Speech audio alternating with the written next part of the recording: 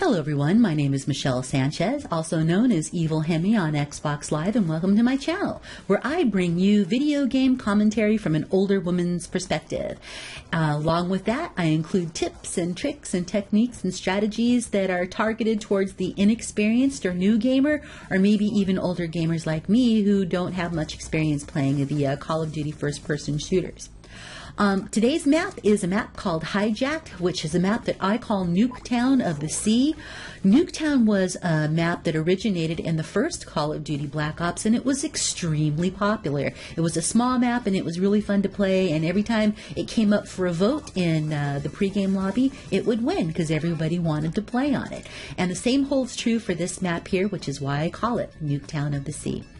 So this is a very small map. You're on a yacht in international waters, and there are 3 levels. There's above decks, which is a bedroom, and the ship's control, and below decks, which is the engine room, and the main deck, which is the deck that we're on now. And this is a very fast-paced game, a very fast-paced map. It's almost always run and gun, and almost every gun type will work on this map. I'm using a gun called the AN-94, and it's an assault rifle, and mine is slightly modified. I'm using a red dot and a silencer and something called select fire, which is changes this weapon, which is a burst weapon. Instead of firing 3 bullets per round, it will fire a stream of bullets like my profanities when I am in party chat.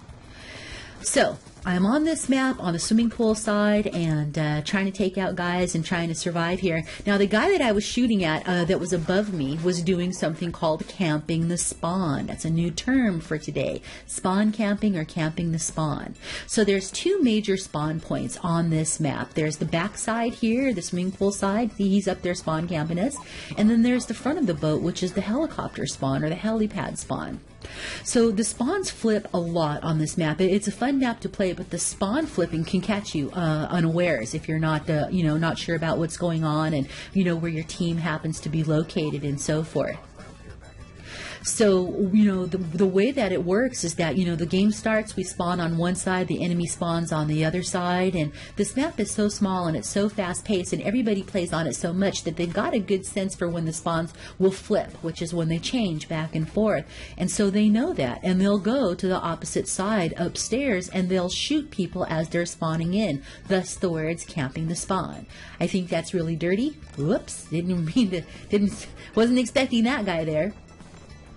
Alright, so camping the spawn, which kind of brings me to, another point. There's a lot of guns laying all over this map, and I picked up this little MP7 from upstairs.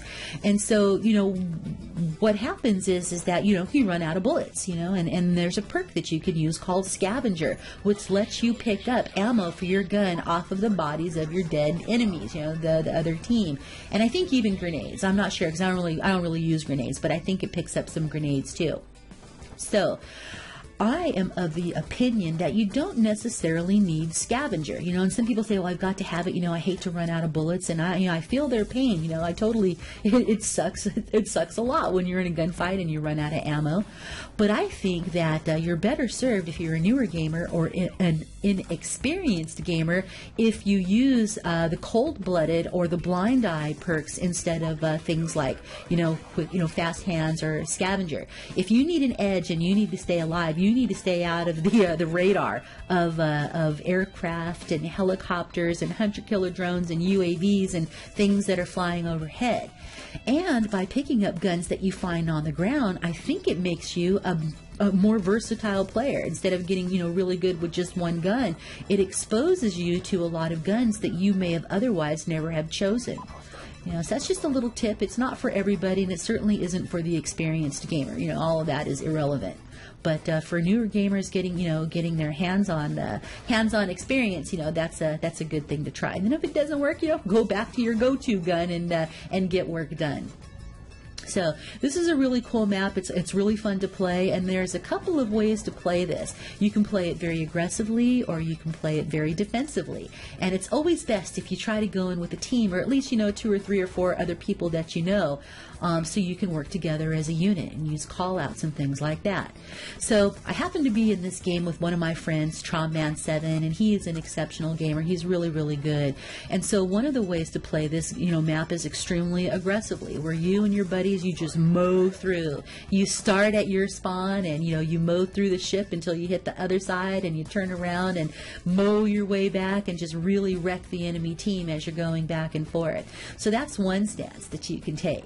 The other one is to do something called anchoring the spawn, or holding down the map, where we're holding down our spawn up till, you know, the edge of these buildings here and not pushing much past in the middle, because what we're trying to ensure is that the spawns don't flip. You know, we can hold down the spawn and just let enemies come our way, you know, and be pretty comfortable that people aren't going to get us from behind. Because sometimes you'll be back here and you're being in a gun battle and you don't realize that the rest of the team has pushed forward, and the game will start spawning people behind you, and that just really sucks. It sucks bad. So the game is ended at 75 to 59, and we win it. Me and my friend Chom have done a good job of holding these guys down. And look for another game film for this map, and I'll do call-outs.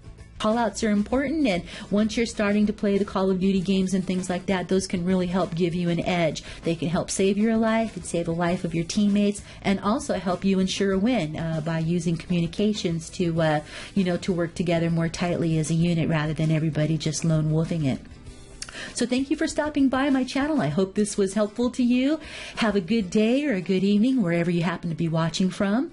Take care, and I'll see you on the battlefield. Hemi out.